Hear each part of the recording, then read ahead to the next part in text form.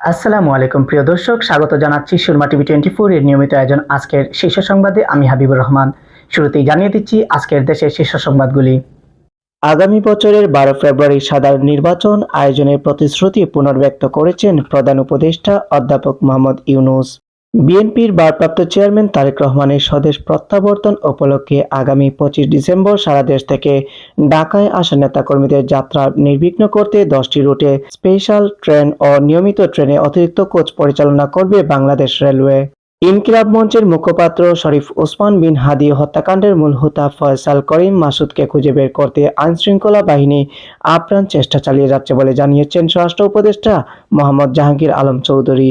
ঢাকায় নিযুক্ত রুশ রাষ্ট্রদূত আলেকজান্ডার গ্রিগোরিয়েভিচ খোঁজেন বাংলাদেশ ও ভারতের মধ্যে বিরাজমান উত্তেজনা কমানোর আহ্বান জানিয়েছেন। নিরাপত্তা শঙ্কায় থাকা ব্যক্তিদের গানম্যান দেওয়া হয়েছে জানিয়ে স্বরাষ্ট্র উপদেষ্টা জাহাঙ্গীর আলম চৌধুরী বলেন, যাদের নিরাপত্তা শঙ্কা আছে তাদের গানম্যান দেওয়া হয়েছে। ডিজিএফআই এনএসআইএসবি লিস্ট করেছে কারা কারা ভালনারেবল, সে অনুযায়ী গানম্যান দেওয়া হয়েছে। যদিও অনেকে গানম্যান নেয়নি, এ পর্যন্ত 20 জনকে গানম্যান দেওয়া হয়েছে। বাংলাদেশ জাতীয়তাবাদী দলের মহাসচিব মির্জা ফখরুল ইসলাম আলমগীর বলেছেন, দেশের সব গণতন্ত্রকামী সব মানুষের এখন এক হওয়ার সময় এসে গেছে। আমি জানি না আমরা এই মুহূর্তে কোন বাংলাদেশে দাঁড়িয়ে আছি। আমার বয়স 78 বছর। সারা জীবন সংগ্রাম করেছি একটি স্বাধীন, সার্বভৌম ও গণতান্ত্রিক বাংলাদেশ দেখব বলে। আজ যে বাংলাদেশ দেখছি, এ বাংলাদেশের স্বপ্ন আমি কোনোদিন দেখিনি। প্রিয় দর্শক, আপনারা এতক্ষণ দেখছিলেন আজকের দেশের শীর্ষ সংবাদগুলি। এবার থাকছে আন্তর্জাতিক সংবাদ।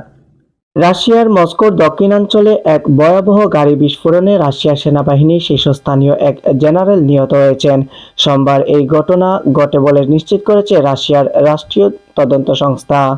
ইউক্রেনে দীর্ঘ প্রায় 4 বছর ধরে চলা যুদ্ধের অবসান ঘটাতে যুক্তরাষ্ট্রের মায়ামিতে অনুষ্ঠিত আলোচনাকে গঠনমূলক ও ফলপ্রসূ হিসেবে অভিহিত করেছে ওয়াশিংটন।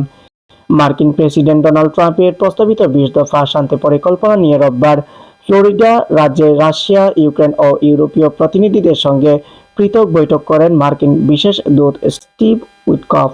বৈঠক শেষে তিনি এই আলোচনার ফলাফল নিয়ে আশাবাদ ব্যক্ত করেন। বাংলাদেশ ও মালদ্বীপের দ্বিপাক্ষিক সম্পর্ককে আরও সুদৃঢ় করতে এবং শিক্ষা ও জনকূটনীতি প্রসারে মালদ্বীপের রাজধানী মালেতে অনুষ্ঠিত হয়েছে বাংলাদেশ মেডিকেল এডুকেশন এক্সপো 2025। নীলজল রাশির এই দেশটিতে এটি ছিল বাংলাদেশের কোনো শিক্ষা প্রতিষ্ঠানের সবচেয়ে বড় এবং প্রথম আয়োজিত প্রদর্শনী। প্রিয় দর্শক, আপনারা এতক্ষণ দেখছিলেন আন্তর্জাতিক শীর্ষ সংবাদগুলি। এবারে থাকছে খেলাধুলার সংবাদ। জাতীয় দলের নেইমার জুনিয়রকে সর্বশেষ দেখা গিয়েছিল 2013 সালে অক্টোবরে। এরপর দীর্ঘ সময় কেটেছে চোট আর পুনর্বাসনে। সেই চোটের সঙ্গে লড়াই শেষ না হতেই আবারও ডাক্তারের চুটিকাছির নিচে যেতে হচ্ছে ব্রাজিলিয়ান সুপারস্টারকে। দুবাইয়ে অনূর্ধ্ব-19 এশিয়া কাপের ফাইনালে আজ রোববার প্রথমে ব্যাট করে নির্ধারিত 50 ওভারে 8 উইকেট হারিয়ে 347 রানের পাহাড় গড়ে পাকিস্তান।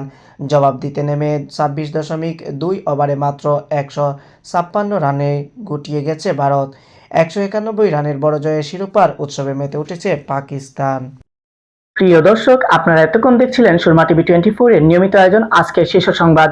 পরবর্তী সংবাদ দেখার আমন্ত্রণ জানিয়ে আজকে এখানে বিদায় নিচ্ছি। আল্লাহ হাফেজ।